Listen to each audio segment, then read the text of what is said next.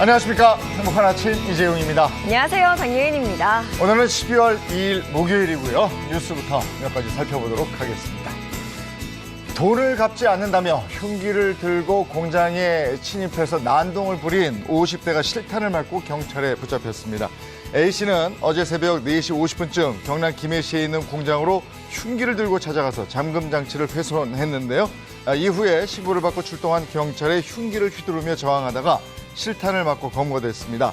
경찰은 실탄 발사에 앞서서 테이저건을 사용했지만 두꺼운 거도 때문에 A씨를 제압하지 못했던 것으로 확인됐습니다. 경찰의 이번 체포는 김창룡 경찰청장이 과감한 물리력 행사를 주문한 지 일주일 만에 현장에 총기가 동원된 첫 사례로 앞으로도 흉기 난동 등 유사 사건에 대해서 경찰이 적극적으로 실탄을 발사해 피의자를 제압하는 사례가 잇따를 것으로 전망됩니다. 정부가 경증 확진자는 재택 치료를 하는 방침으로 바꾸며 가족들이 함께 격리되어야 할 논란이 있었죠.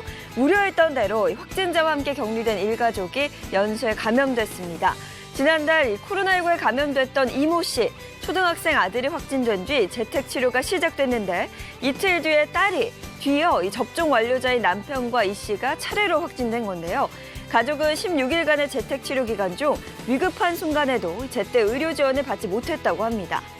전국의 재택치료자는 1,174명으로 확대 실시 한 달 만에 3배가 넘게 늘어난 가운데 정부가 단기 외래 진료센터를 만들겠다고 밝혔지만 연쇄 감염에 대한 우려는 여전하다는 지적이 나오고 있습니다. 그런 가운데 보건소에서 입원 안내를 받을 수 없는 경증 환자들이 119 신고로 몰리고 있습니다. 지침상 확진자들은 보건소에서 중증도를 판단해 병원 이송을 결정하는데 최근 확진자 폭증으로 보건소가 연락이 안 되자 119 신고가 빗발치는 겁니다. 그러면서 구급대도 과부하에 걸렸는데요. 병상이 부족하다 보니 시간을 그냥 허비하기도 합니다. 서울 노원구에서 경증 환자 신고를 받고 출동한 구급대는 병상에 환자를 이송하기까지 20시간이 걸렸는데 출동 뒤에 병상 이송 대상이 아니라는 보건소 판단을 받고 철수하기까지 2시간 넘게 허비한 경우도 있습니다. 서울시는 일부 이송 절차를 어긴 사례가 있었다며 119 신고 자제를 안내하겠다고 밝혔습니다. 이 같은 일이 벌어진 이유, 위드 코로나가 큰 위기에 직면했기 때문입니다. 우려했던 이 오미크론, 어제 저녁 국내 첫 오미크론 감염 확진자가 5명으로 확인된 데다 하루 확진자가 5,000명을 넘어서고 또 하루 위중증 환자도 700명을 돌파한 가운데 환자들을 수용할 수 있는 병상들도 모두 소진되면서 의료 대응 체계가 사실상 붕괴 상태로 접어들고 있습니다. 중환자 병상 가동률이 수도권 89.2%, 전국도 80%에 육박해 사실상 포화 상태입니다. 거기에 새로운 변이 오미크론의 확산 우려도 커지면서 추가 방역 조치를 머뭇거리던 정부도 거리두기 가능성을 언급했는데요. 확진자를 줄일 수 있는 실효성이 있는 대책이 필요해 보입니다. 네, 이어서 코로나19 현황입니다. 1일 0시 기준 신규 확진자는 5,123명으로 처음으로 5,000명대를 기록했습니다. 이로써 누적 확진자 수는 45만 2천여 명입니다. 한편 코로나19 백신 전국 1차 접종자는 전날보다 2만여 명이 늘어나서 총 4,256만 명을 넘어섰고요. 전국 완전 접종자는 4,106만여 명입니다. 네, 이어서 오늘 날씨 소식 전해드리겠습니다. 오늘도 어제와 마찬가지로 칼바람이 몰아치는 가운데 영하권의 강추위는 이어질 것으로 보입니다. 영하권 강추위 속에 중부지방을 중심으로는 5mm 안팎의 약한 비나 1cm 안팎의 눈이 내릴 것으로 보이는데요. 자세한 기온 보시면 오늘 아침 최저기온 영하 9도에서 2도, 한낮 최고기온은 4도에서 10도 선이 예상됩니다. 오늘도 전국적으로 영하권 추위가 계속 이어지니까요. 외출하실 때는 따뜻한 옷차림 하셔야겠습니다. 12월 2일 목요일 행복한 아침 지금 시작합니다.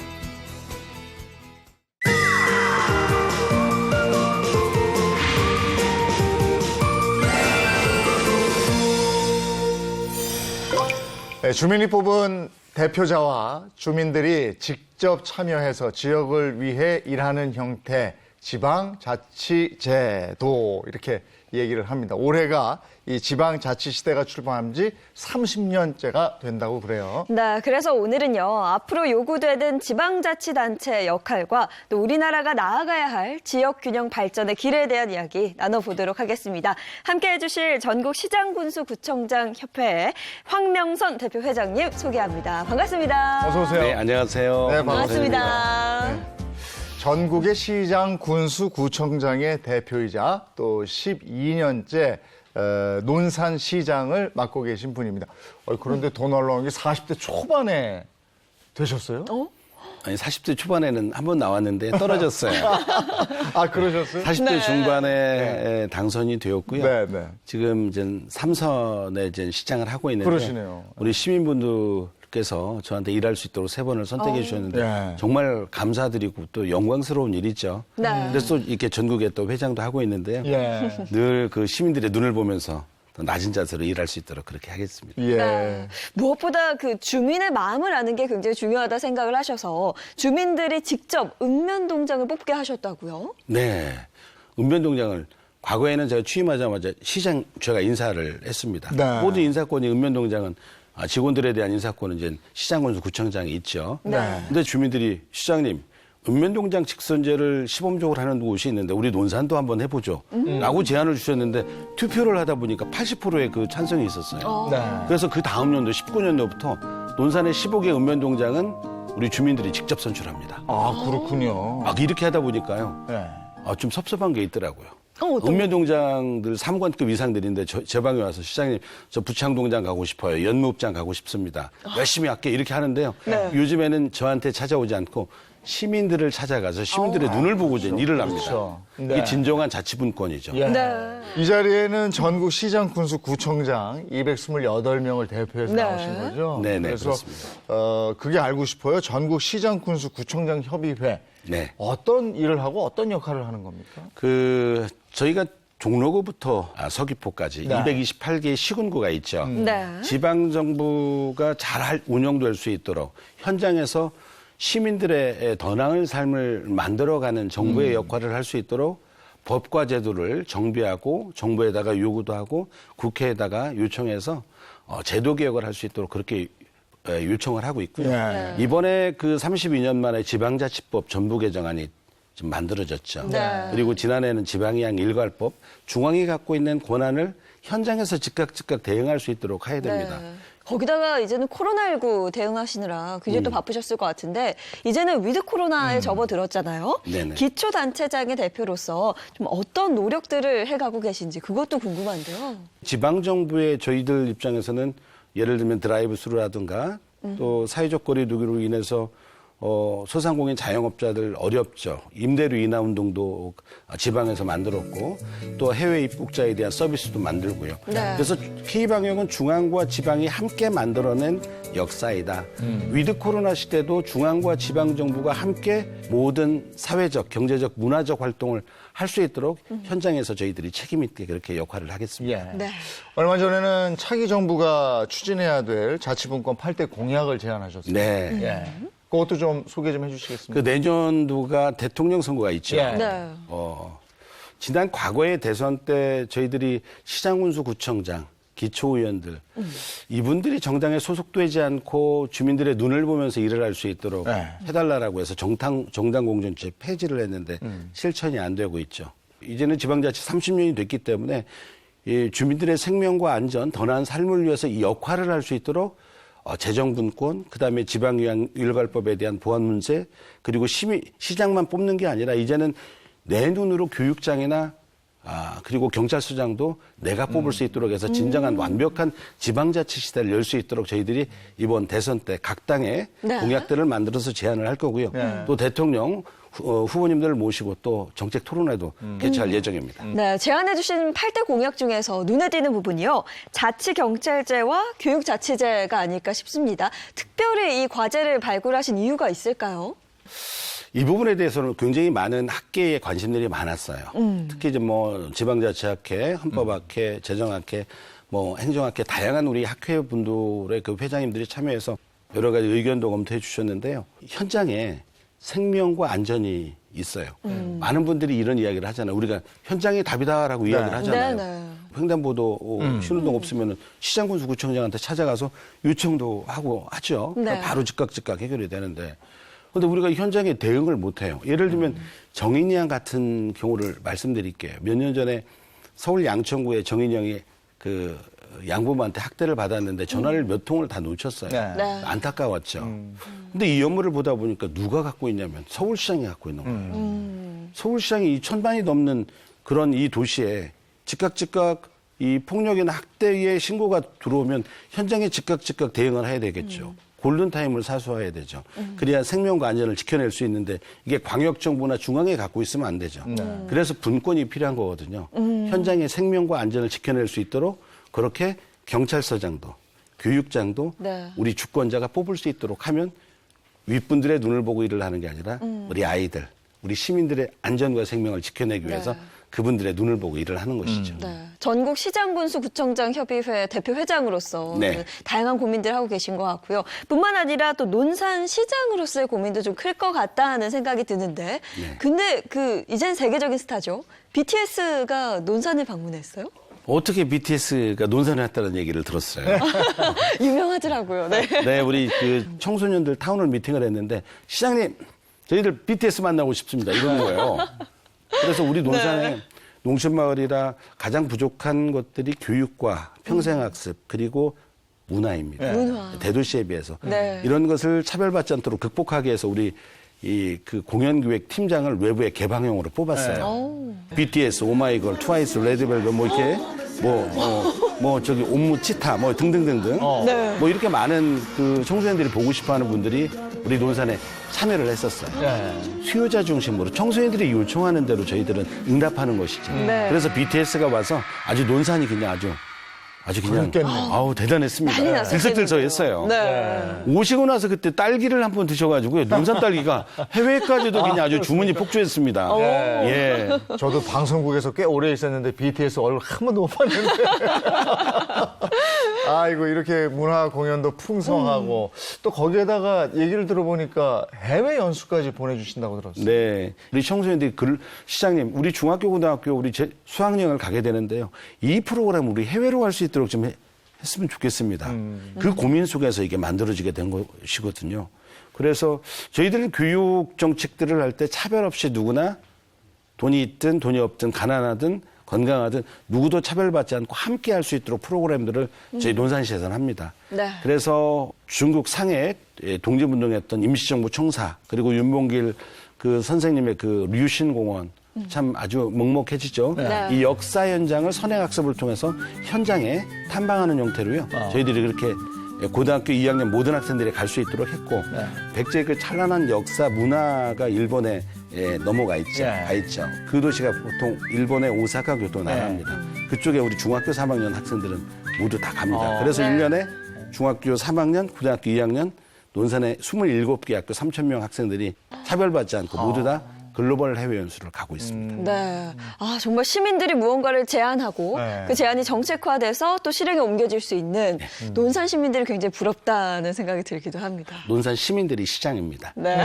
우리는 실천만 하면 됩니다. 네. 아, 대단한 거죠. 자, 이렇게 오늘 삼선 시장이자 대표 회장으로서 다양한 이야기를 들려주셨는데요. 끝으로 제 행복한 시청자분들께 전하고 싶은 얘기가 있다면 한번 들어볼게요. 네, 대한민국 우리 국민 여러분 그리고 우리 시청자 여러분, 지방자치가 실시된 지 한 30년 됐습니다. 중앙과 지방이 함께 국민들의 더 나은 삶을 위해서 함께 만들어가고 있습니다. 전국 시장군수 구청장 협의회에서는 우리 주민들의 생명과 안전을 지켜내고 더 나은 삶을 만들어갈 수 있도록 더욱더 힘차게 응원하고 함께하겠습니다. 감사합니다. 네, 고맙습니다. 지금까지 황명선 전국시장군수구청장 협의회 대표 회장과 얘기를 나눴습니다. 고맙습니다. 감사합니다. 고맙습니다.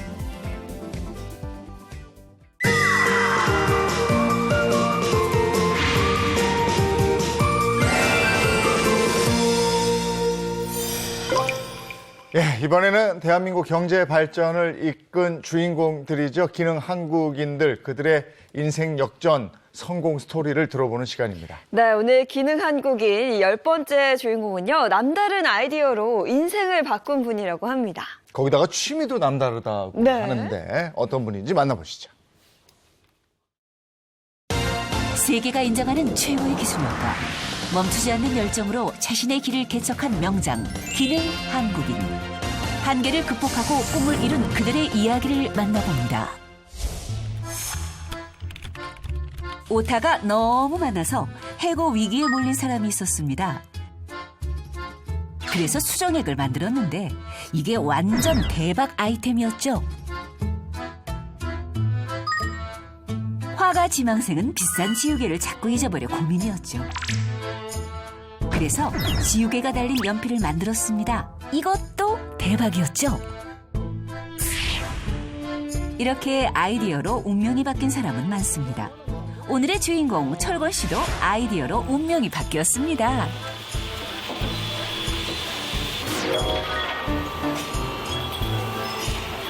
도화지 살 돈 1원이 없었습니다. 아이디어나 힌트를 얻으려고 합니다. 철권 씨의 아이디어가 더해진 제품은 날개가 달린 듯 팔려나갔죠.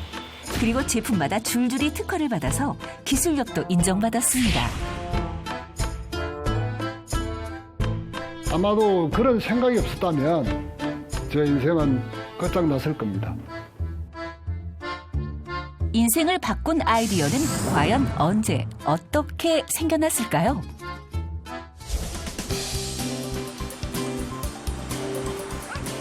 먼저 철권 씨가 평생을 일군 일터로 찾아갔습니다. 음악 소리 좋으네요.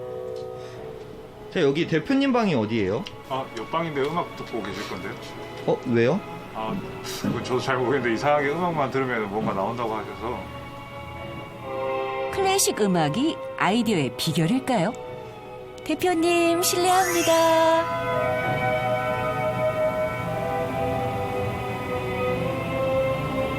음악에 완전히 몰입한 철권 씨. 대체 무슨 생각을 하는 걸까요?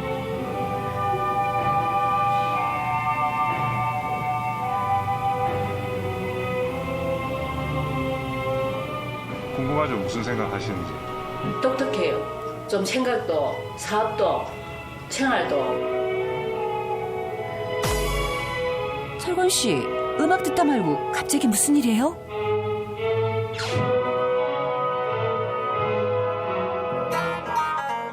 그가 향한 곳은 주차장. 타이어에 문제가 있는 걸까요? 지금 뭐 하세요?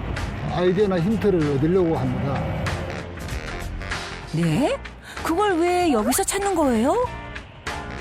자동차가 달릴 때 보면 진동이 많잖아요. 그 진동을 자동 제어해서 피로감을 줄여주는 그런 댐퍼를 개발하고 있습니다.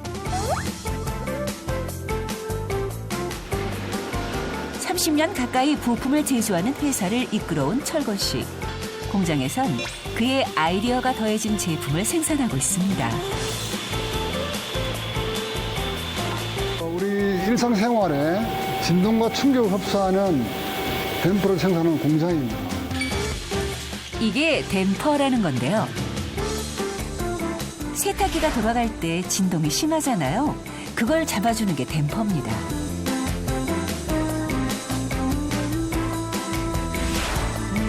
부품이 충격을 흡수할 때도 필요하고요. 건물의 내진 설계를 할 때도 필수입니다. 댐퍼가 지진이 났을 때 충격과 진동을 제어하는 데 도움을 주기 때문이죠.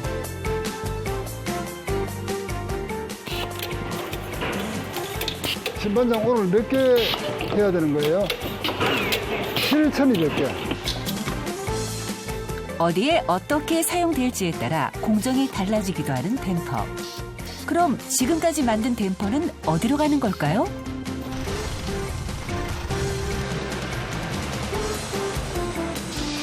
일본으로 수출하는 세탁기에 들어가는 댐퍼입니다. 이번에 나가는 거는 1800개입니다. 지금까지 15개 나라에 수출한 것만 8천만 달러가 넘습니다. 잠시 여유가 생긴 철권 씨. 사무실에서 뭔가에 집중한 것 같은데. 이게 뭐예요? 이 기기를 만들었습니다. 한 40년 된 것 같아요. 어릴 때부터 가전제품에 관심이 많았던 철권 씨. 진공관 라디오도 직접 만들었을 정도로 애정이 깊습니다.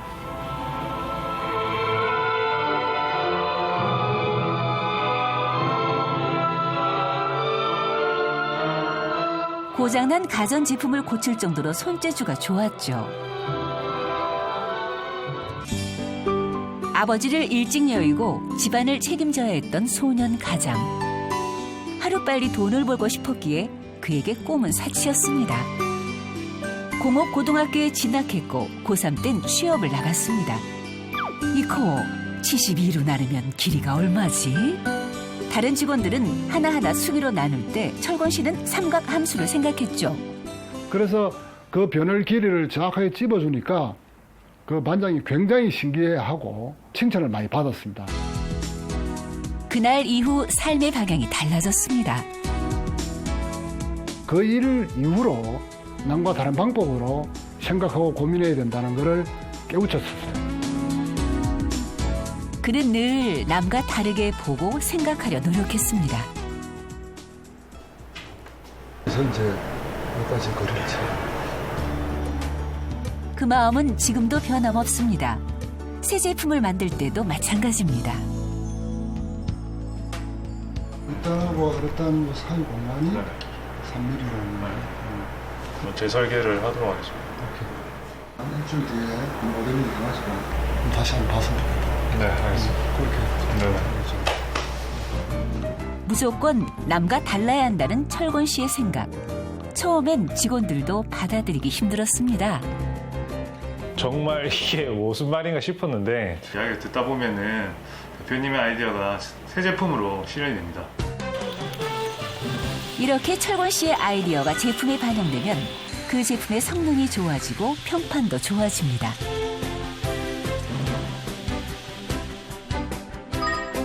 그렇게 연구한 결과 남다른 제품을 만들어낼 수 있었죠. 댐퍼 하나만으로도 특허를 여러 개 받았습니다. 다 철권 씨 아이디어죠. 해결할 수 있는 거와 해결할 수 없는 게 있으면 해결할 수 없는 부분을 가지고 저는 다른 차원에서 다른 방법으로 접근해 들어가는 거죠. 문이 열리는 속도를 조금 더 천천히 하고 싶은데 제품 안에 있는 유체의 양이나 점도를 좀 조정했으면 좋겠는데. 철권 씨를 본받은 직원들. 해결할 수 없는 부분을 먼저 생각하고 시도합니다.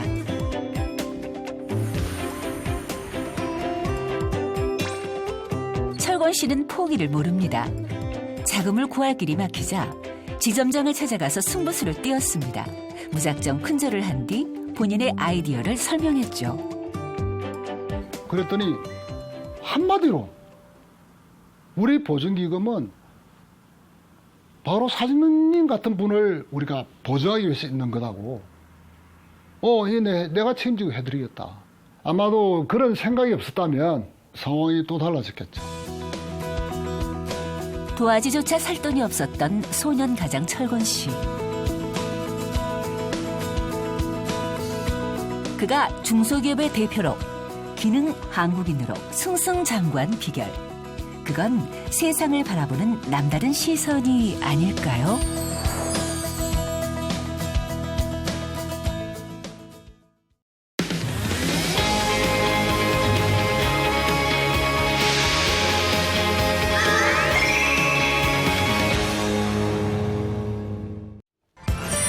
돈이 보이는 경제, 오늘의 주제는요. 휴대전화 고가 요금제와 선택 약정의 함정입니다.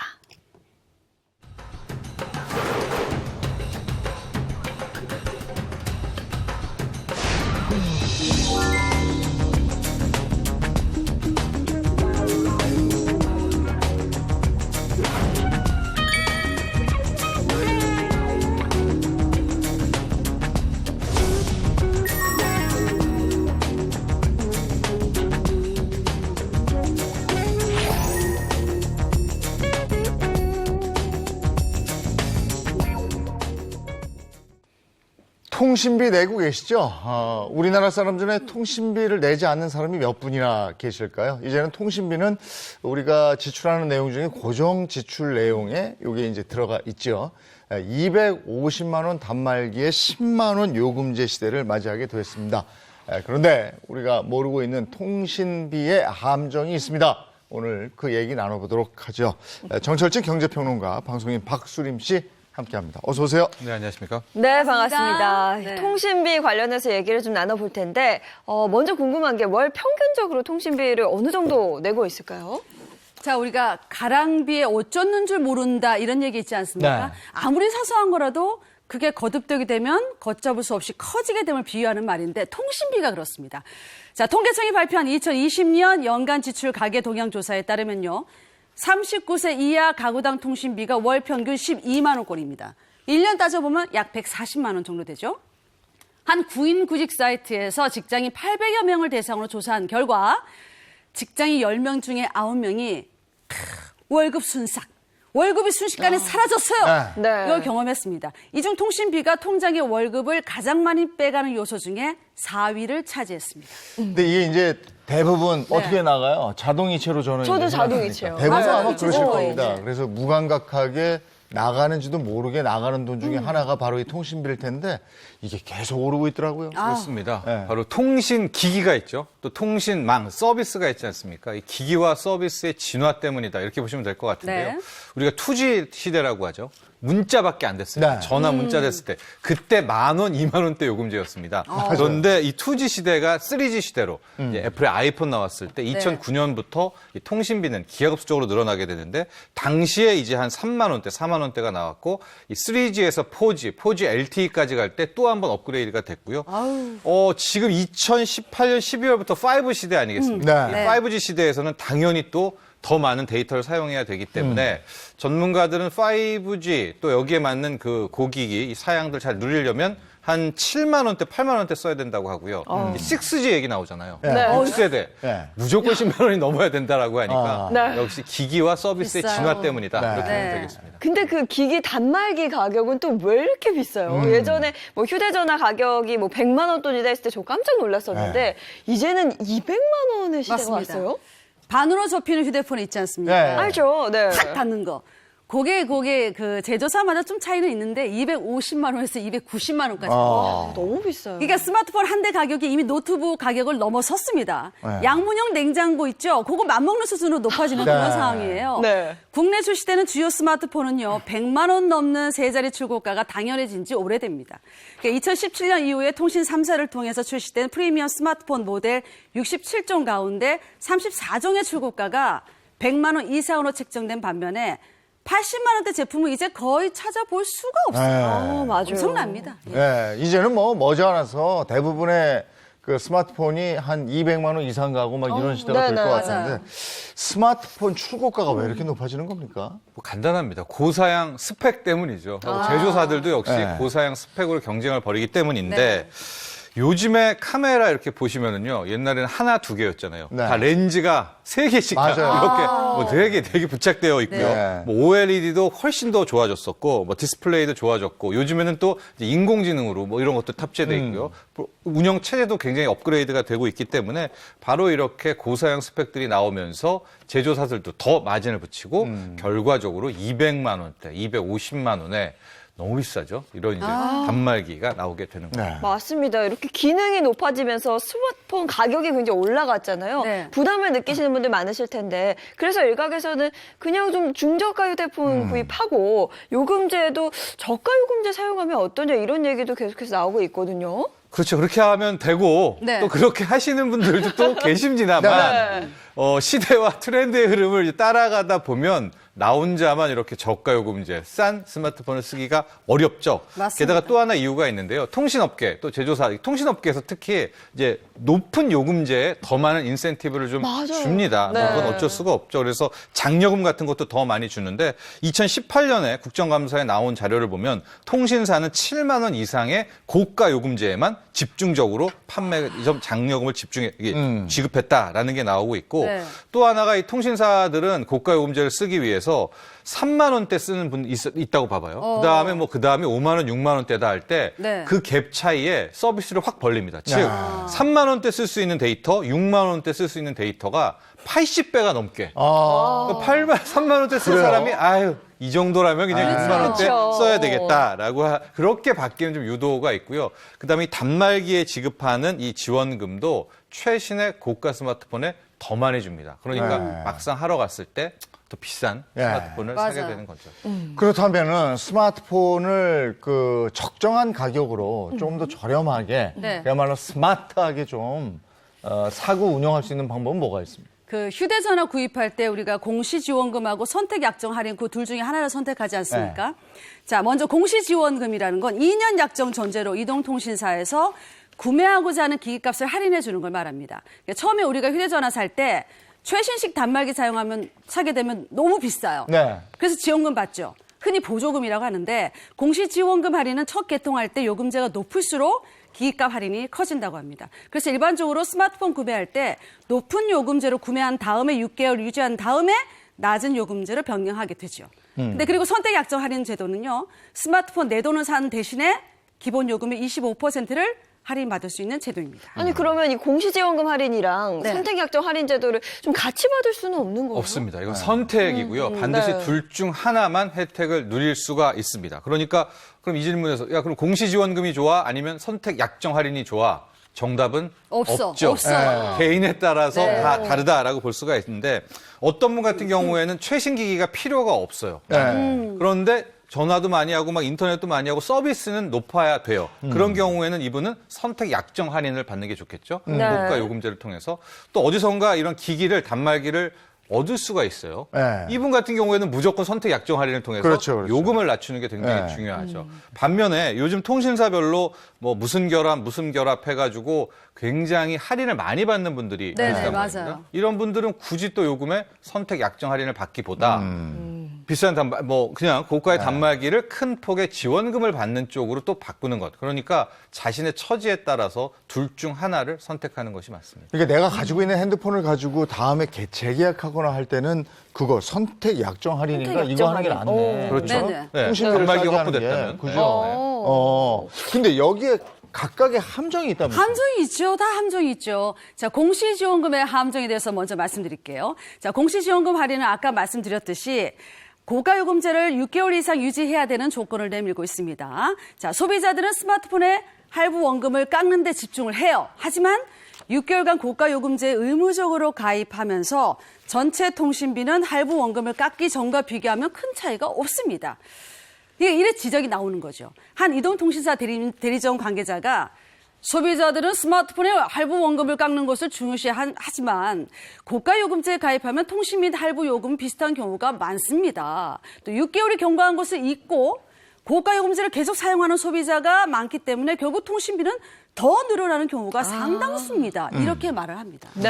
특히 또 하나가 마케팅 측면에서 우리가 봐야 될 것 같은데요. 이 통신사들이 마케팅에서 이제 직원들이 이제 일을 할 거 아니에요. 막 팔고 막 가입시킬 때 인센티브를 고가 요금제를 할 때 더 많이 그 직원들에게 줍니다. 그러니까 막상 이렇게 이 스마트폰 가입하거나 하러 갈 때 보면 뭐 업주, 점주들이 다 고가 요금제 쪽으로 이렇게 막 몰아가요. 그러면 가만히 있다가 빠져들죠. 그렇게 되는 측면도 있어서 뭐 가령 어르신인데 이분 뭐 안 하잖아요. 근데 10만 원대 막 5G도 가입하고 오게 되고 좋은 건 좋은 거다 막 이렇게 되면서요. 게다가 부가 서비스를 굉장히 많이 또 권하게 돼요. 근데 뭐 연결음 이런 거 필요 없지 않습니까? 그런데 또 이렇게 빠져들게 그러니까 그 인센티브, 마케팅 인센티브 때문에 영향도 있다. 근데 물론 이 대목에서 그래 봤자 월 15,000원, 2만 원 차이잖아 라고 하겠지만 뭐 커피 안 마시면 되겠지만 근데 그게 쌓여 보십시오. 20만 원입니다. 10달 되면 뭐 하나 사죠. 그러니까 가랑비에 옷 젖는다라는 점도 꼭 생각하셔야 되죠. 저희 집사람도 요번에 그 바꾸게 되는데 약정 기간이 끝나서 막 바꾸는데 전화 오더니 휴대폰 최신형으로 뭐 이렇게 여자들이 좋아하는 게 있다고 접는 거. 접는 거. 뭐 무슨 화장품 사이즈 뭐 맞아요. 그거 가져와서 좋다고 그 요금제를 어떻게 했는데 돈은 내가 내는데 그래도 부인이잖아요. 그래야죠. 막 가서 들으면 저도 다 좋은 것 같아서 그냥 덜컥 계약하게 되더라고요. 네. 그러면 혹시 선택 약정 할인에도 함정이 있는 거예요? 이것도 한번 볼까요? 어수룩해서 물정의 어두운 손님을 가리켜서 호갱이라고 합니다. 이게 호갱이 가장 많이 발생하는 영역이 있어요. 바로 선택 약정 할인 요 영역입니다. 앞서 설명드렸듯이 선택 약정 할인은요, 매달 쓰는 요금에서 할인이 되는 건데 꽤 많은 판매자들이 2년치 요금 할인 금액을 기기값에 덧붙이는 눈속임 방법을 쓰고 있습니다. 예를 들어서 처음에 이게 50만 원이라는 금액을 제시해서 계약을 하려고 할 때 갑자기 선택 약정 할인을 통해서 2년 동안 할인받을 금액 40만 원 정도를 더해서 90만 원 기기값을 챙기는 그런 방식입니다. 그러니까 개통 후에는 항의해봤자 뾰족한 방법이 없어요. 그러니까 개통하는 순간까지 할부 원금이 어떻게 돼 있고 기기값이 어떻게 돼 있는지 그걸 다 따져보셔야 돼요. 그러니까 선택 약정 할인에 대한 개념을 정확히 모르잖아요. 또 계산해 보지 않았잖아요. 그러면 쉽게 빠지기 쉬운 덫이라는 거예요. 네. 근데 또 선택 약정 할인 요 제도의 경우에는 그 재약정 시기를 놓치면 안 된다면서요? 그렇습니다. 아주 간단하게 이렇게 생각해 보시면 돼요. 우리가 다 떨었다라고 하는 건데 보통 할부로 많이 단말기 구입하지 않습니까? 네. 모든 것들이 딱 끝났어요. 네. 이제 자유예요. 저기는 단말기도 완전히 내 거가 네. 됐습니다.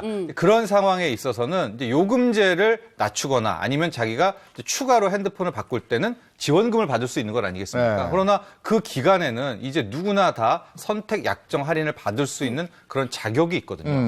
크게 두 가지입니다. 1년 약정을 걸 수가 있고 이제 2년, 24개월이 있기 때문에 그럴 땐 다 끝날 때 통신사에게 전화를 거는 거예요. 네네. 114 그냥 누르면 됩니다. 네. 어느 뭐 통신사건. 네. 그래서 이제 나 다 끝났으니까 선택 약정 할인을 받겠다. 그러면은 뭐 1년 혹은 2년을 통해서 요금의 25% 할인을 누구나 받을 수 있습니다. 그런데 이거를 안 하시는 분들이 일단 있고요. 두 번째는 또 막상 전화를 해보시면 그 안내원이 이러죠. 1년 하셔도 되고요. 2년 하셔도 되는데 맞아. 똑같습니다. 네. 잃어버리면 그냥 1년만 할게요. 뭐 이렇게 하게 되는데 맞아요. 또 1년 하고 끝났잖아요. 네. 근데 단말기를 안 바꿔요. 그러면은 또 전화를 해서 또 1년을 추가를 해야 돼요. 그러니까 본인이 어느 정도 신경을 써야 이 선택 약정 할인을 받아야 되는데 이 국회 자료 한번 볼까요? 우리가 2020년 8월 기준으로 이 25%입니다. 요금 25% 할인을 받을 수 있음에도 불구하고 1,200만 명의 가입자가 안 받고 있었습니다. 무려 1,200만 명의 가입자가 이걸 안 받고 있었고요. 네. 그다음에 1,200만 명이 8월 한 달 동안에 이 서비스를 누리지 않아서 내는 요금이 1,060억이고 네. 이게 연간으로 따지면 통신사들이 무려 1조 2천억에 달하는 엄청나네요. 그렇습니다. 이거를 받아야 되는데 전화를 안 하시는 거예요. 그래서 선택 맞아요. 약정 할인을 지금 대부분 다 놓치고 있는데 아하. 왜 놓쳤냐 물어보면 몰랐다. 그럼요. 선택 약정 할인을 맞아요. 내가 받을 수 있었어. 아니 저도 이렇게 제가 이 1,200만 명 안에 드는 것 같은데 오늘 한번 그걸요 아마? 이 방송 끝나고 알아보셔야 전화 한번 돼요. 해봐야 되겠네요. 그냥 114 누르세요. 그 114가 그 114가 아닙니다. 네네. 여기 누르면 네, 스마트폰에서 누르면 자기 통신사의 114로 가고 있기 때문에 전화를 하셔서 나 선택 약정 할인 받고 싶다. 요거 꼭 기간 한번 해봐야 되겠네. 기간 제가 넘은 것 같은데 나 2년 정확히 넘었는데. 지난주에 겪은 일이거든요. 그래요? 저는 그래서 전화해서 12개월이나 24개월 똑같다 해서 저는 12개월이라고 했거든요. 아하. 12개월 지나고 또 해야죠. 그럼 24개월도 똑같으니까 24개월 하면 되겠네. 그렇죠. 네. 그렇게 해서 계속 늘려가면 되는 건데. 근데 이렇게 좀 이게 잘 몰라요. 그렇죠. 네, 그리고 이게 휴대폰을 바꾸는 게 큰일이에요. 그 안에 있는 걸 다 일일이 해야 되고 네. 이게 또 나이가 들수록 점점 더하단 말이에요. 고령 소비자가 우리는 아닌데도 불구하고 잘 그럼. 몰라. 어려워요. 실제 네. 고령 소비자들이 이동전화 판매업자의 설명을 듣고 믿고 서비스 가입한 후에 실제 계약 내용하고 달라요. 그래서 피해를 보시는 분들이 많이 증가하고 있습니다. 최근 3년 동안 한국소비자원에서 만 65세 고령 소비자의 이동전화 서비스 관련 피해 규제 신청 사건을 분석한 결과를 딱 보시게 되면 전체 연령대에서 고령 소비자의 피해가 차지하는 비율이 2019년도에 보세요. 12.6%였습니다. 근데 올해 8월에는 15%까지 껑충 증가했습니다. 네. 많이 그럼 늘었어요. 구체적으로 피해 구제 신청된 유형 중에 어떤 피해가 가장 많았어요? 그렇습니다. 이제 어르신들, 고령층들의 이동전화 관련한 피해 유형을 좀 보면은요. 가입돼 있었겠고, 사용할 때 있고, 마지막 해지 단계가 있을 텐데, 거의 대부분이 가입할 때 이 피해와 뭐 사기 이런 것들이 다 몰려 있다. 이렇게 볼 수가 있을 것 같은데 핵심은 뭐냐면 가입하려고 갔을 때 뭐 이런저런 막 이야기 듣지 않습니까? 단말기 대금은 얼마고 약정 기간은 얼마고 할부 다 듣는데 그때의 내용과 실제 딱 첫 번째 고지서 왔을 때가 다르죠. 불일치한다라는 피해가 거의 40%에 육박을 했었었는데 이게 저 또 젊은 층도 가도 맞아요. 진짜 뭔 말인지 맞아요. 모릅니다. 네. 이거 진짜 뭐지 하니까 이거 헷갈리시다가 이 고령 소비자 어르신들이 갑자기 막 진짜 고가 사양에 고스펙의 신규 단말기를 구입하게 되거나 아예 막 턱하니 7만 원, 8만 원대 요금제를 가입하는 이런 사례들이 많이 신고되고 있습니다. 실제로 어떤 피해 사례가 있었습니까? 구체적으로 한번 볼까요? 구두 약정과 좀 다르게 요금이 과다 청구된 그런 사례인데요. 70대 소비자인 A씨는요, 2020년 6월에 B통신사의 대리점 직원으로부터 월 6만 원대 요금제를 4개월 유지한 후에 낮은 요금제로 변경해 준다는 안내를 받고 이동전화 이용 계약을 체결했습니다. 그런데 8만 원대 요금이 청구돼서 해지를 요구했어요. 근데 B통신사 대리점은요, A씨에게 제휴카드 혜택 할인을 적용한 실부담 금액을 설명한 것이다. 이러면서 고객 확인 안내서에 A씨의 자필 서명이 확인된다는 사유로 이를 거부했습니다. 또 60대 소비자는요. C 대리점에서 무료 단말기 조건으로 이동 전화를 개통했습니다. 알고 보니까 약정 24개월과 월 13,000원 단말기 금액이 나가고 있었다고 합니다. 네, 일부긴 합니다만 네네. 그 휴대전화 판매하시는 분들이 특히나 나이 드신 분들, 어르신분들, 노인을 상대로 이렇게 충분히 설명 안 해주고 네. 그냥 이렇게 막 일부에 넘어가는 경우들이 있는 것 같아요. 네, 뭐 일부 판매점들의 이야기긴 하지만요. 네네. 고령층이 좀 이해하기가 힘듭니다. 앞서 네, 말했듯이 그 옵션 얘기 듣다 보면은 잘 모르시니까 그냥 알아서 해줘 하고 빨리 하자 이렇게 하다 보면 그냥 예 이렇게 하게 되는데요. 자, 이렇게 되니까 첫 번째 막 불필요한 요금제, 고가 요금제입니다. 그럴 때는 이제 그건 싫어 막는데 또 하나 측면이 요즘에 부가 서비스라고요. 이런저런 다양한 부가 서비스가 있잖아요. 그럼 이거 할까요 하면은 그냥 다 한다는 게 돼버립니다. 그래요, 맞아요. 그런데 빨리빨리 통신사들 얘기하잖아, 같은 경우에 이 네. 부가 서비스에서 챙기는 마진이 굉장히 커요. 수수료 한 절반 정도를 떼갑니다. 그래요? 부가 서비스 같은 경우에는. 그래서 우리 고령층에서 가입할 때 요금제도 중요하지만 뭐 부가 서비스 같은 거 막 말할 때 다 필요 없다. 뭐 이런 식으로 좀 부가 서비스에 대해서도 어느 정도 방어를 하고 가셔야 됩니다. 근데 그 빨리빨리 얘기를 하니까. 맞아요. 이러다가 그냥 체크가 돼버리는데 이렇게 당하지 않으려면 어떻게 해야 되는 겁니까? 그 서비스 가입할 때 단말기 대금 무료하면 아이고 저 공짜리야. 쏠깃해지죠. 그렇지. 네. 이런 문구나 설명에 현혹되면 안 됩니다. 구두 설명 내용과 계약서 내용이 일치하는지 여부를 좀 확인하고 다른 내용이 있으면 수정을 요구하시면 되는 거예요. 계약서를 받아서 보관하셔야 됩니다.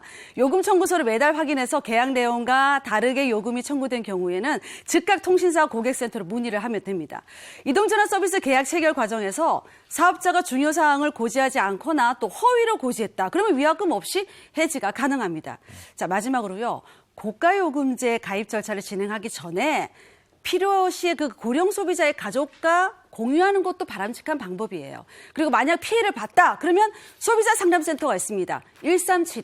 1372로 띠링띠링 전화하시면 돼요. 네, 이 고령 소비자들을 중심으로 한 피해 사례 말씀드렸습니다만 솔직히 말해서 저도 잘 몰라요, 들으면. 네. 모든 연령층이 조심해야 될 것들이 있을 것 같아서 어떤 점을 좀 기억하면 좋을까요? 그렇습니다. 개념 잡을 때 크게 두 가지로 보시면 돼요. 현재 우리 통신사 할 때는 첫 번째는 단말기를 어떻게 싸게 사느냐 아니면 요금제를 어떻게 많이 할인을 받느냐 이게 다르게 딱 나눠져 있습니다. 그러니까 먼저 두 개를 선택을 하셔야 되는데 팁 중에 하나 말씀드리면 이제 난 단말기를 싸게 사고 싶다라고 할 때 더 많은 오류 24개월 할부하시겠어요? 36개월 할부할 때 36개월을 해줘? 덥석하죠? 네, 그런데 맞아요. 여기에 함정이 있습니다. 왜냐하면 이게 무이자가 아닙니다. 홈쇼핑 같은 유이자이기 때문에 이렇게 단말기 기간이 길면 할부 일자도 할부 이자도 엄청 높아지게 되고 또 중간에 만약에 뭐 계약 못 지켰을 때는 위약금 물어야 될 확률도 높아지죠. 그래서 상대적으로 이 싸게 구입할 때도 자신에게 맞는 소위 말하는 할부 기간을 선택하는 게 좋습니다. 그래요.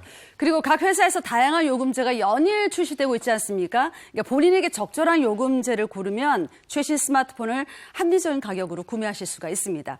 자, 최근 6개월 동안 데이트를 비롯해서 전화, 문자, 본인의 휴대전화 그 사용 패턴을 꼼꼼하게 파악하시는 게 중요해요. 휴대전화 요금 납부 고지서나 어플리케이션을 통해서 조회가 가능합니다. 그러니까 자신이 사용하고 있는 통신사 고객센터로 전화해서 상담한 후에 휴대전화 요금제를 선택하시면 됩니다. 네. 아까도 말씀드렸지만 네. 대부분이 자동 이체를 신청하기 때문에 그 내역을 꼼꼼히 안 따져본단 말이에요. 네. 근데 지금 말씀처럼 꼼꼼히 따져봐야 되겠네요. 그렇습니다. 그 고지서를 꼭 확인하셔야 네. 되고요.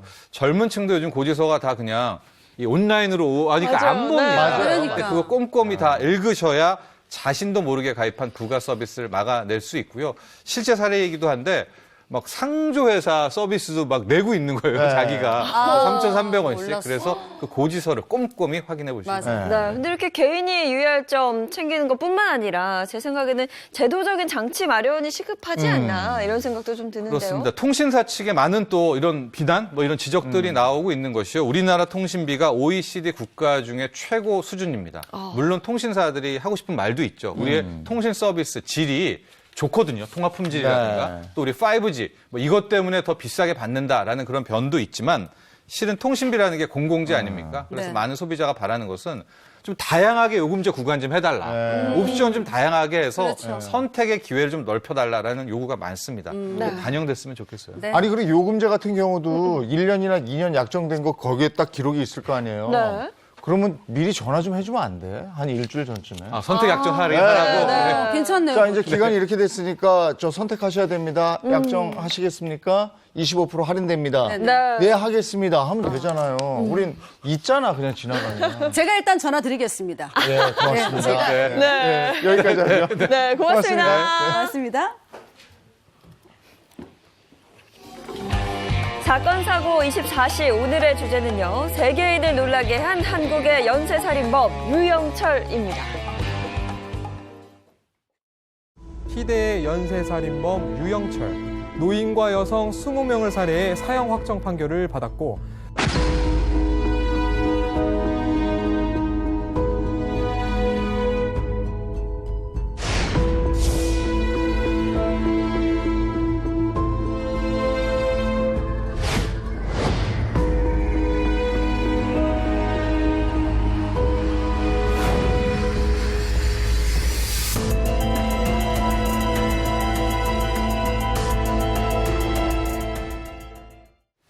전형적인 연쇄살인마. 모든 전문가들이 유영철을 이렇게 표현을 한다고 하는데, 네. 뭐 연쇄살인범이 나타난 건 뭐 어제 오늘의 일이 아니었습니다만은 유영철의 등장은 엄청난 충격이었어요. 네, 엄청난 피해자 수와 또 잔혹한 살해 수법으로 당시에 참 많은 국민들을 떨게 만들었는데요. 연쇄살인범 유영철과 관련된 이야기 오늘 이 두 분과 함께 나눠보도록 하겠습니다. 승재현 한국형사법무정책연구원 연구위원 이고은 변호사 소개합니다. 반갑습니다. 네, 안녕하십니까? 네, 안녕하세요. 유영철이 등장한 게 17년. 네. 근데 지금 다시 재조명되는 이유가 뭡니까? 네, 최근에요. 한 동영상 온라인 플랫폼에서 이 유영철을 다룬 다큐멘터리가 출시가 돼서 화제가 되고 있습니다. 이 플랫폼에서는 사실 한국 범죄를 대상으로 다룬 건 최초라고 해요.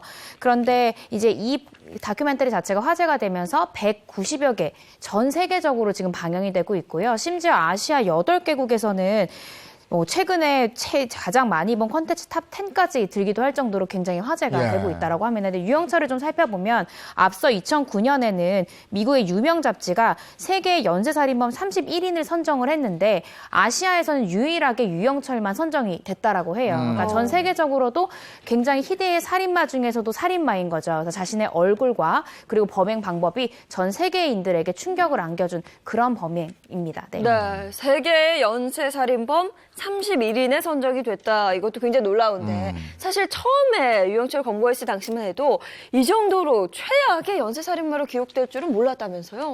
사실 2004년 7월쯤이었을 거예요. 저도 그때 기억나는데 친구들하고 같이 이제 그때 뭐 친구들이 한참 이제 뭐 부부장 올라간다 뭐 이렇게 해서 같이 이제 저녁에 잠깐 모였었는데 이게 굉장히 부유층에 있는 부부 두 분이 그냥 사망한 사건이 한 10개월 정도 지났는데 오리무중인 상황이었어요.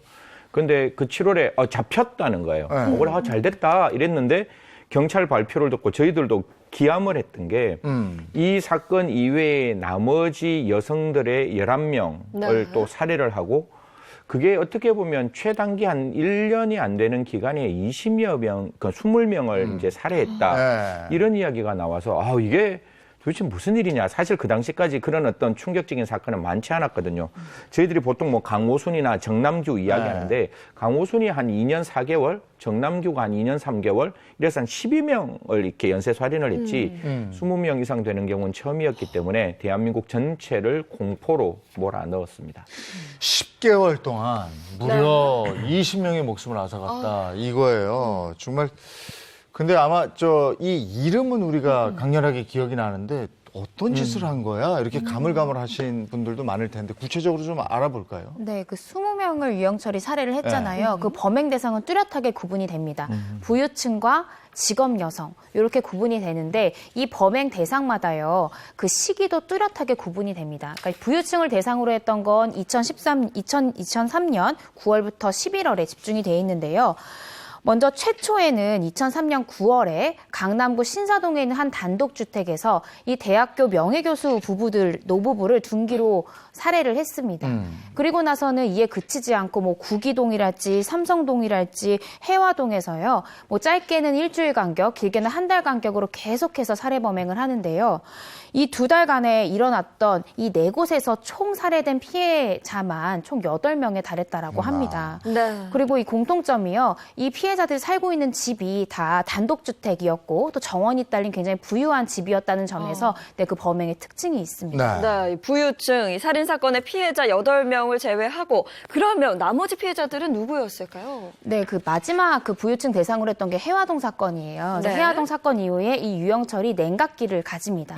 그 냉각기 3개월 동안 뭐를 했나 살펴봤더니 이 직업 여성과 마사지업을 하고 있는 직업 여성과 동거를 했던 거예요. 근데 이 동거 기간에서도 이 여자가 계속해서 조건 만남을 하고 또 동거하는 기간 동안 이 여성도 유영철이 얼마나 잔혹한 사람인지 또 과거에 어떤 전력이 있는지를 자연스럽게 알게 되면서 떠나게 된 겁니다. 네. 그러니까 이 여자가 떠나고 나니까 유영철이 마음에 상처를 받고 그래 내가 이 여성과 동일한 직업군에 있는 여성을 살해 대상으로 삼겠어. 이렇게 결심을 하고 이 마사지업을 하고 있는 직업 여성을 살해 대상으로 물색을 하게 된 거죠. 그리고 정말 끔찍한 게 그동안 부유층을 대상으로 했을 때보다 더욱더 잔혹한 방법으로 이 11명을 살해를 하게 됩니다. 근데 이 마지막 해화동 사건에서요. 그 유영철의 뒷모습이 CCTV에 촬영이 된 거예요. 그래서 그게 일반 국민들한테 알려지고 또 족적이 발견되는데 이런 것들이 모두 다 오픈이 되면서 이 유영철이 직업 여성을 대상으로 할 때는요. 자기가 살고 있는 그 원룸에 여성을 부르는 거예요. 그래서 그 원룸 안에서 살해를 하는 그런 범행을 택해서 최대한 자신의 범행이 드러나지 않도록 그런 방법을 좀 사용을 합니다. 11명이나 되는 여성이 목숨을 잃는 동안에 뭐 실종 신고라든지 주변의 신고나 이런 게 없었습니다. 사실 이게 그 당시에는 굉장히 이렇게 사각지대였어요. 방금 말씀 주신 바와 같이 여성들이 바깥에 드러내기가 조금 어색한 어색한 어떤 직업을 가지고 있었기 때문에 사실 경찰 안에서 이야기가 그 당시에 나왔을 때 실종된 사실조차도 몰랐고 사망하고 난 다음에도 사망한 사실을 몰랐다라는 이야기들이 나와서 아마 유영철이 이런 여성들만 골라서 살인을 한 게 아닌가 그렇게 추측이 되었죠. 네, 최악의 연쇄살인범인데 그렇게 하다가 어떻게 검거가 된 거죠? 사실 이게 그 영화에 하나 나오는데 제가 이거 혹시 뭐 그 번호를 쓰시는 분들이 혹시나 이렇게 피해를 입을까봐 뒷번호가 뭐 땅땅땅땅 이렇게 되는데 그 영화에 보면 너 이 번호 땅땅땅땅 맞지? 이렇게 묻는 대목이 나와요. 그런데 이 유영철이 그 아까 직업 여성들을 부를 때 언제나 뒷번호가 그 번호로 되는 번호에 그 사람이 부르면 이 직업 여성들이 언제나 사라지는 거예요. 근데 이 유영철이 얼마만큼 그 범행을 치밀하게 준비했는가 하면 하나의 어떤 업소에 전화했는 게 아니라 이름도 다르고 업소도 다른 그런 곳에 전화를 다 했는데 이게 한 사람이 사실 관리하던 곳이었는 거예요. 그러다 보니까 뒷번호, 이 번호만 나오면 이렇게 사라지네? 이러고 경찰이 이 뒷번호에 어떤 여성들이 가면 언제나 사라진다라고 신고를 하고 그게 2004년 7월 15일이었는데 경찰이 거기에 잠복했다가 유영철을 잡게 됩니다.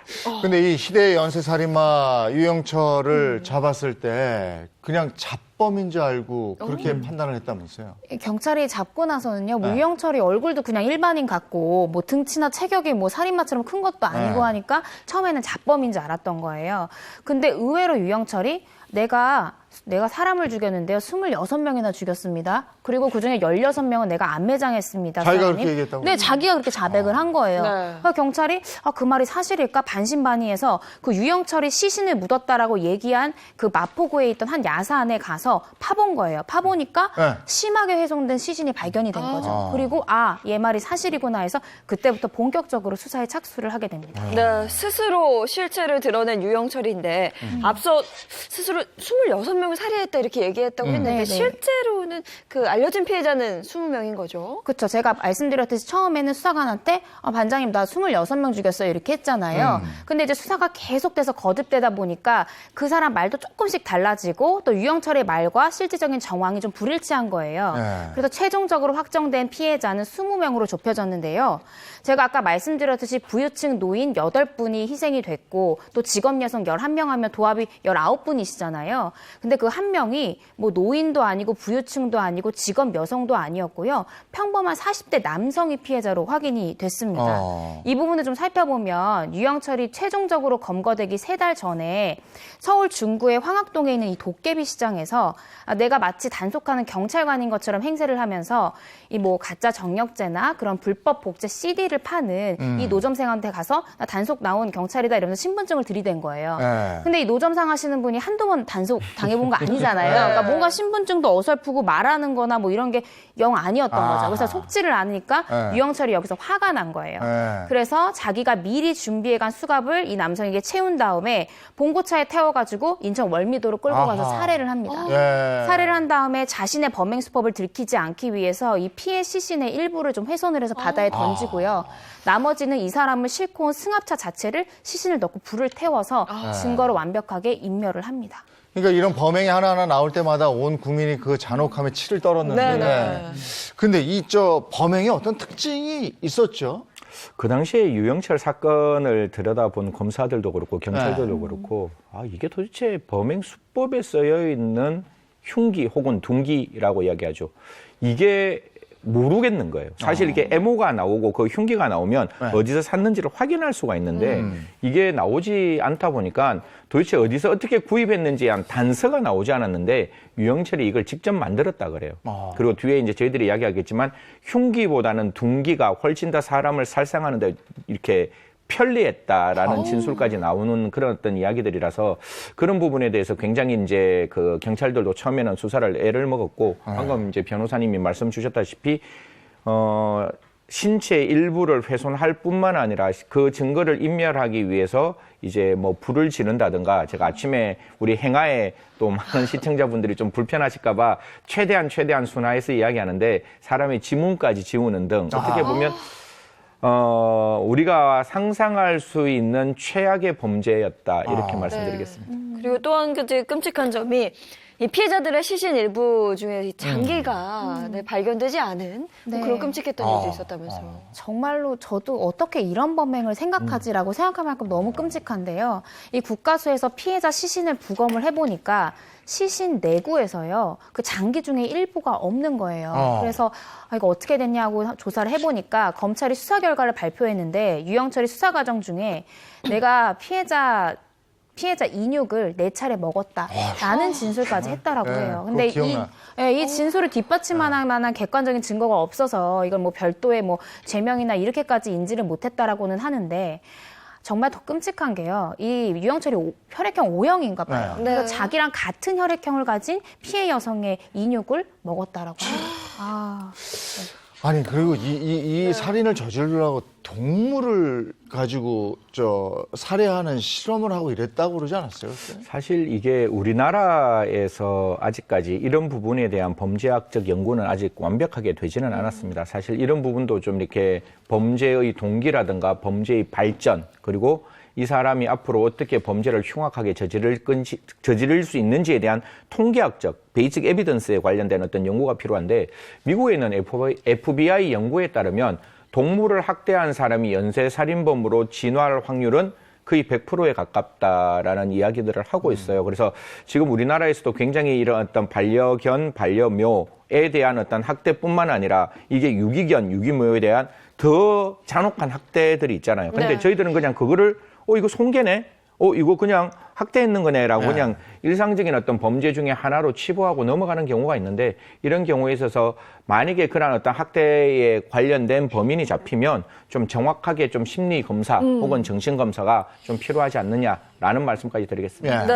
근데 또 앞서 11명의 그 직업 여성을 살해한 이유에 대해서는 그 당시에 이제 헤어진 만났던 그 여자에 대해 동거했던 여성에 대한 증오심으로 밝혀졌는데 그러면 궁금한 게 맨 처음에 부유층을 살해하기 시작한 그 이유는 뭐라고 하던가요? 그러니까 유영철이 검거된 다음에요. 기자들이 이제 유영철이 딱 검거돼서 나오면은 범행 동기가 뭔지 굉장히 집요하게 캐물었다고 해요. 근데 유영철은 정말 당당하게 여자들은 함부로 몸을 굴리지 말고 부유층들은 각성해라 이렇게 담담하게 얘기를 했다라고 해요. 그러니까 마치 내가 국가가 행하지 못하는 부유층에 대해서 훈계를 하고 직업 여성들에 대해서 내가 정당한 무슨 형벌권을 행사하듯이 그런 식의 발언을 했다라는 것 같은데 본인이 약간 영웅 심리에 휩싸였던 건 아닌가라는 생각이 들고 실질적으로 그가 생각하는 것처럼 그는 무슨 정당성을 지닌 살인범이거나 그건 전혀 아닌 거죠. 그 유영철이 저지른 살인의 진짜 이유는 또 다른 데 있었던 거 아니에요? 사실 이런 부분들이 조금 더 그 당시에는 이제 범행 동기에 대해서 이렇게 좀 깊이 들여다보지는 않았어요. 유영철이 이야기를 하면 그 당시에 언론에 나와 있는 여러 가지 모습들이 그냥 유영철의 입을 따라가는 기사 보도가 많았거든요. 이 유영철 한마디 하면 그게 특종이 돼서 기사화되고 그게 그냥 일반 국민들의 인지되어 있는 부분들이 있는데 유영철이 이야기했던 범죄 동기 중에 하나는 뭐 청소년 때부터 굉장히 많은 어떤 전과 기록이 만들어졌고 이러한 전과 기록이 만들어진 가장 큰 이유 중에 하나가 집에 경제적 형편이 어려웠다. 이 경제적 형편이 어려워진 과정에서 자기가 전과자였기 때문에 결혼 생활도 파탄이 났다라는 어떤 이유 때문에 이게 사회적인 적대감으로 범죄를 저질렀다고 하는데요. 사실 가끔 가다가 제가 이런 이야기를 할 때마다 저는 이제 형사법 학자지만 과연 이렇게 불우한 환경에 있는 사람들이 다 이런 어떤 그 잔혹한 범죄를 저지르는 건 전혀 아니기 때문에 사실 이런 것 때문에 어떤 범죄의 원인이 경제적 공궁 혹은 어떤 전과 기록라고 우리가 단언 짓는 게 아니라 과연 그 사람이 어떠한 입장에서 사회적인 적대감을 조금 더 갖게 되었을까? 특히 이런 어떤 연쇄살인범이라면 좀 제대로 이제 우리가 프로파일링이라는 어떤 직업 자체가 경찰에서 굉장히 좀 이렇게 유명해지고 또 그런 어떤 직업군들이 많이 만들어지고 있는데요. 특히 경찰이 수사를 하는 과정 속에서 이런 건 분명히 제가 봤을 때 집적을 해야 됩니다. 쌓여서 이런 사람들의 특징을 조금 저희들이 알고 이런 범죄가 발생했을 때 앞으로 제가 봤을 때는 세상이 복잡다기화되면 이런 어떤 우리가 예측 못하는 범죄들이 굉장히 많이 발생할 거거든요. 그래서 이런 어떤 연쇄살인범 혹은 어떤 굉장히 특이한 범죄 유형들은 굉장히 많은 증거들을 쌓고 그 사람에 대한 정신심리 분석도 같이 함께 했으면 좋겠습니다.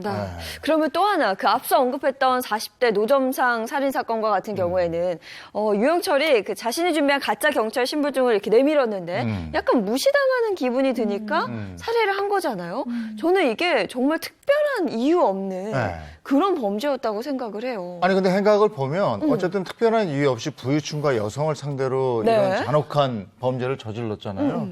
근데 이 유영철이 우리 사회의 사이코패스란 개념을 알게 한 그런 케이스다 이런 얘기를 들었어요. 네, 맞습니다. 제가 최초에 언급했듯이 유영철이 이 다큐멘터리의 주제가 된 이유도 한국 사회의 사이코패스라는 걸 최초에 이제 알리게 된 장본인이어서였거든요. 근데 2003년 당시만 해도 사실 사이코패스가 우리한테 흔하게 듣는 용어나 그런 건 전혀 아니었어요.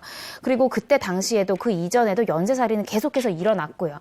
근데 유영철처럼 정말 살인을 위한 살인 자체를 즐기는 이런 유형의 사람은 없었다라는 거죠. 그러니까 유영철을 통해서 최초로 사이코패스라는 성향이 무엇이고 그 범죄자는 어떤 성향인지를 우리가 모두 알게 된 겁니다. 실질적으로 그 흉악범죄자들을 대상으로 사이코패스 테스트를 실시를 하는데요.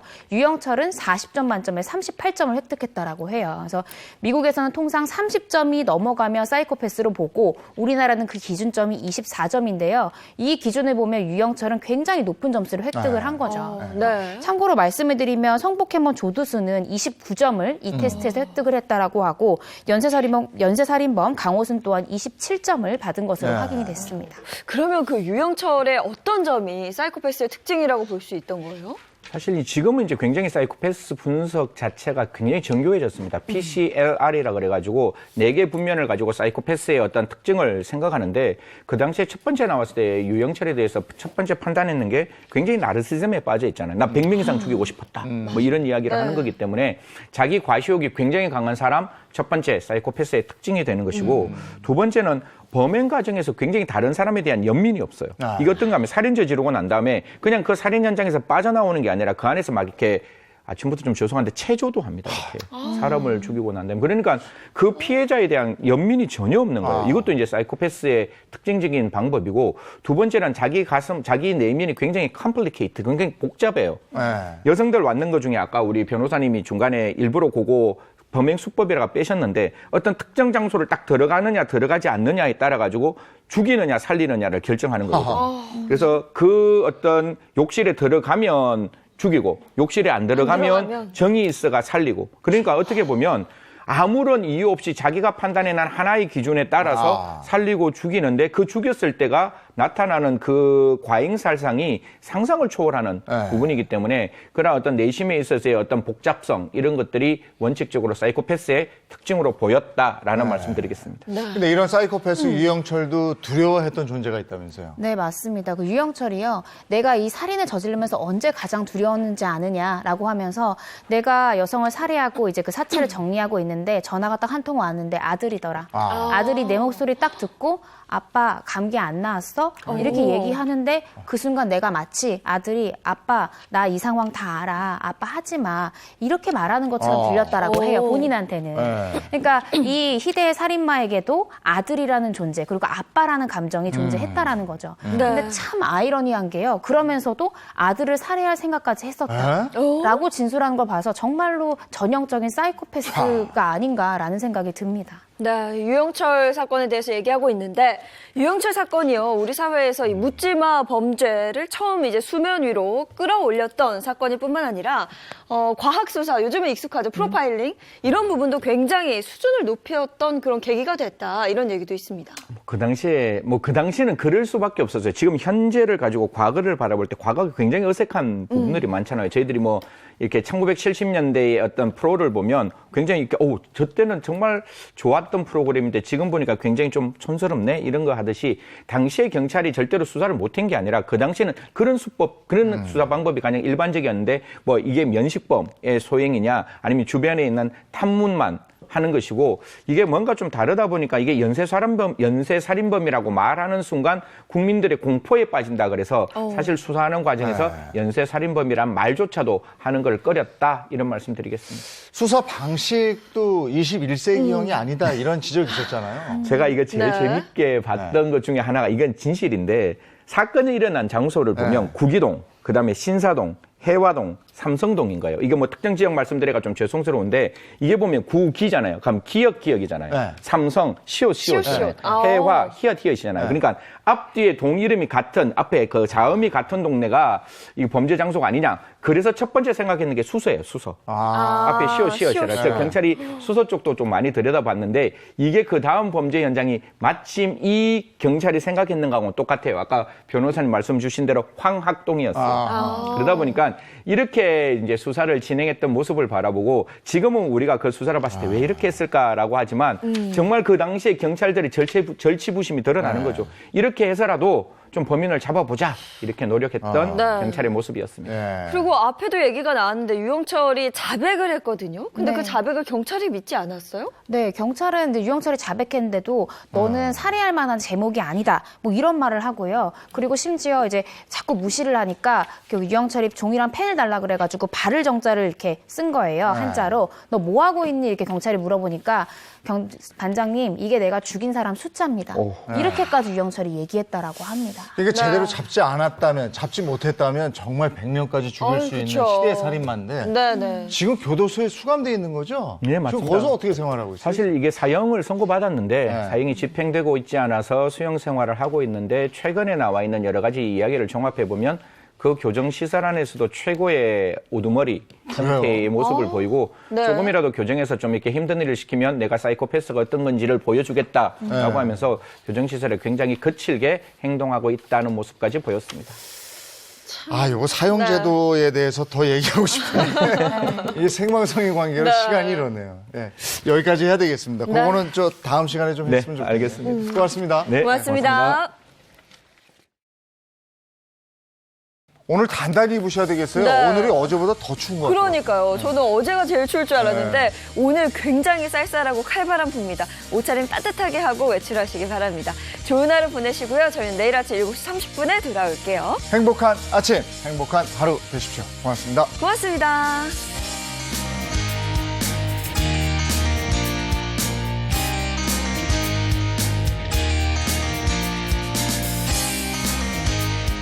스마일 이즈 굿! 채널 A 10.